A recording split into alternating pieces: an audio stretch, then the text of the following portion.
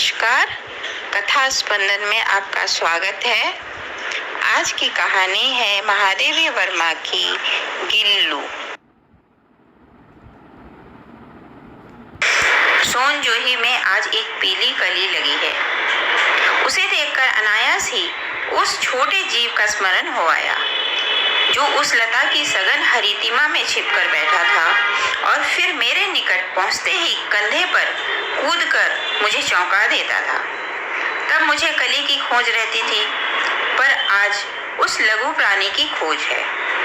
परंतु वह तो अब तक इस सोनजोही के जड़ में मिट्टी होकर मिल गया होगा। कौन जाने स्वर्णिम कली के बहाने वही मुझे चौंकाने ऊपर आ गया हो। अचानक एक सवेरे कमरे के बरामदे में आकर मैंने देखा 2 कौवे एक गमले के चारों तरफ चोंचों से छुआ छुअल जैसा खेल खेल रहे थे। यह काकभुसुंडी भी विचित्र पक्षी है, एक साथ समादरित, अनादरित, अति सम्मानित, अति अवमानित। हमारे बेचारे पुरखे ना गरुड़ के रूप में आ सकते हैं, ना मयूर के रूप में, ना हंस के। उन्हें पितरपक्ष में हमसे कुछ पाने के लिए काक बनकर ही अवतीर्ण होना पड़ता है। इतना ही नहीं, हमारे दूरस्थ प्रियजनों को भी अपने आने का मधुर संदेश इस कर्कश स्वर में ही देना पड़ता है। दूसरी ओर हम कौवा और काव काव करने की अवमानना का अर्थ है कि प्रयोग करते हैं। मेरे काक पुराण के विवेचन में अचानक बाधा आ पड़ी, क्योंकि गमले और दीवार की संधि में छिपे एक छोटे से जीव पर मेरी दृष्टि रुक गई। निकट जाकर देखा, गिलहरी छोटा सा बच्चा है जो संभवतः घोंसले में गिर पड़ा है और अब कौवे जिसमें सुलभ आहार खोज रहे हैं। काकदय की चोंचों के 2 घाव उस लघु प्राण के लिए बहुत थे, अतः वह निश्चेष्टा गमले में चिपटा पड़ा था। सबने कहा कि कौवे की चोंच का घाव लगने के बाद यह बच नहीं सकता, अतः इसे ऐसे ही रहने दिया जाए। परंतु मन नहीं माना। उसे हौले से उठाकर अपने कमरे में ले आई, फिर रुई से रक्त पोंछकर घाव में पेनिसिलिन का मलहम लगाया। रुई की पतली बत्ती दूध में भिगोकर जैसे तैसे उसके नन्हे से मुंह में लगाई, पर मुंह खुल ना सका और दूध की बूंदें दोनों ओर लुढ़क गई। कई घंटे के उपचार के उपरांत उसके मुंह में एक बूंद पानी टपकाया जा सका। तीसरे दिन वह इतना अच्छा और आश्वस्त हो गया कि मेरी उंगली अपने 2 पंजों से पकड़कर नीले कांच की मोतियों जैसी आंखों से इधर उधर देखने लगा। 3-4 मास में उसके स्निग्ध रोएं, झब्बेदार पूंछ और चंचल चमकीली आंखें सबको विस्मित करने लगी। हमने इसकी जातिवाचक संज्ञा को व्यक्तिवाचक का रूप दे दिया और इस प्रकार हम उसे गिल्लू कहकर बुलाने लगे। मैंने फूल रखने के एक हल्की डलिया में रुई बिछाकर उसे तार से खिड़की पर लटका दिया। वही 2 वर्ष गिल्लू का घर रहा। वह स्वयं हिलाकर अपने घर में झूलता और अपनी कांच के मनकों सी आंखों से कमरे के भीतर और खिड़की के बाहर न जाने क्या देखता समझता था। परंतु समझदारी कार्यकलाप पर सबको आश्चर्य होता है। जब मैं लिखने बैठती तब अपनी ओर मेरा ध्यान आकर्षण करने की उसे तीव्र इच्छा होती। उसने एक अच्छा उपाय खोज निकाला। वह मेरे पैर तक आकर सर से पर्दे पर चढ़ जाता और फिर उसी तेजी से उतरता। उसका यह दौड़ का क्रम तब तक चलता रहा जब तक मैं उसे पकड़ने के लिए नहीं उठती। कभी मैं गिल्लू को पकड़कर एक लंबे लिफाफे में इस प्रकार रख देती कि अगले 2 पंजे और सिर के अतिरिक्त सारा लघुगात लिफाफे में बंद ही रहता।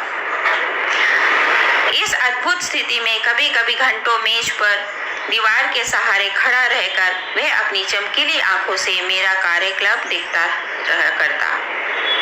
भूख लगने पर चिक-चिक करके मानो वह मुझे सूचना देता है और काजू या बिस्किट मिल जाने पर उसी स्थिति में लिफाफे के बाहर वाले पंजों से पकड़कर उसे कुतरता रहता।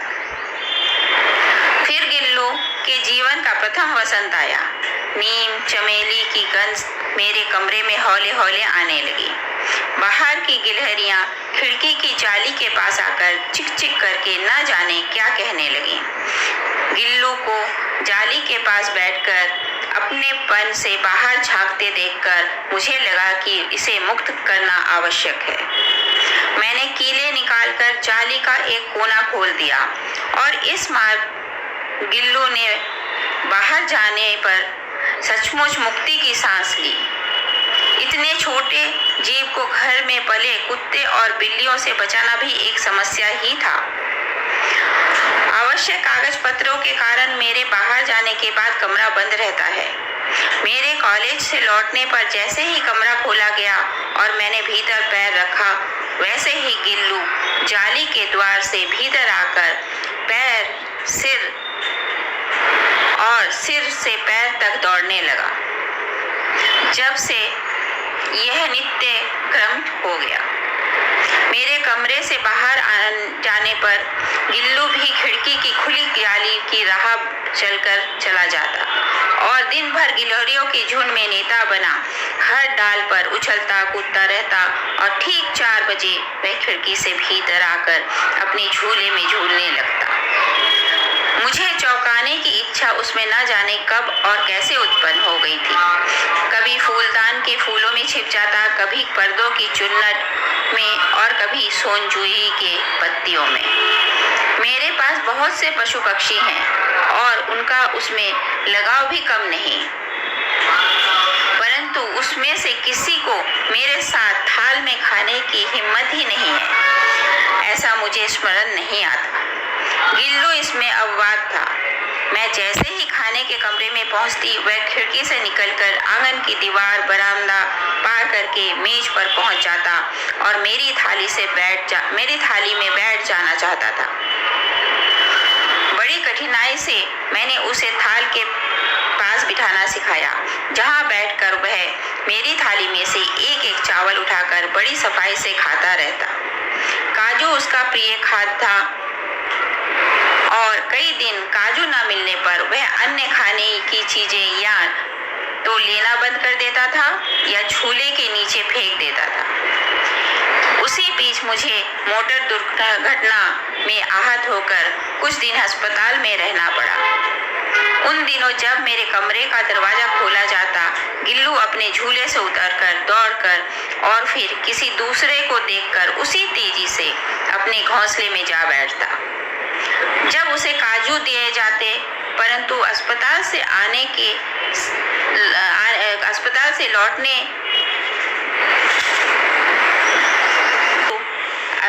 से लौटकर जब मैंने उसके झूले की सफाई की तो उसमें काजू भरे मिले, जिनसे ज्ञात हुआ वह उन दिनों अपना प्रिय खाद्य कम खाता था। मेरी अस्वस्थता में वह तकिए पर सिरहाने बैठकर अपने नन्हे पंजों से ये मेरे सिर और बालों को इतने हौले हौले सहलाता रहता कि उसका हटना एक परिचारिका के हटने के समान लगता। गर्मियों में जब मैं दोपहर में काम करती तो गिल्लू ना बाहर जाता, ना अपने झूले में बैठता। उसने मेरे निकट रहने के साथ गर्मी से बचने का एक सर्वथा नया उपाय खोज निकाला। वह मेरे पास रखी सुराही पर लेट जाता और इस प्रकार समीप भी रहता और ठंडक में भी। गिलहरियों के जीवन की अवधि 2 वर्ष से अधिक नहीं होती, अतः गिल्लू की जीवन यात्रा का अंत ही आ गया। दिन भर उसने ना कुछ खाया, ना बाहर गया।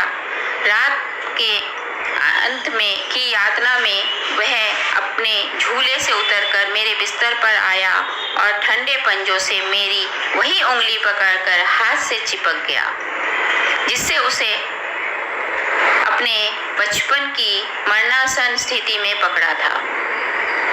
पंजे इतने ठंडे हो गए थे कि मैंने जाकर हीटर जलाया और उसे उष्णता देने का प्रयास किया, परंतु प्रभात की प्रथम किरण के स्पर्श के साथ ही वह किसी और जीवन में जागने के लिए सो गया। उसका झूला उतार कर रख दिया है और खिड़की की जाली बंद कर दी गई है, परंतु गिलहरियों की नई पीढ़ी जाली के उस पार चिक-चिक करती ही रहती है और सोनजूही पर वसंत आता ही रहता है। सोनजूही की लता के नीचे गिल्लू को समाधि दी गई, इसलिए भी कि उसे वह लता सबसे अधिक प्रिय थी, इसलिए भी कि लघुगाद का किसी बासंती दिन जूही के पिलाब फूल में खिल जाने का विश्राम मुझे संतोष देता है। धन्यवाद।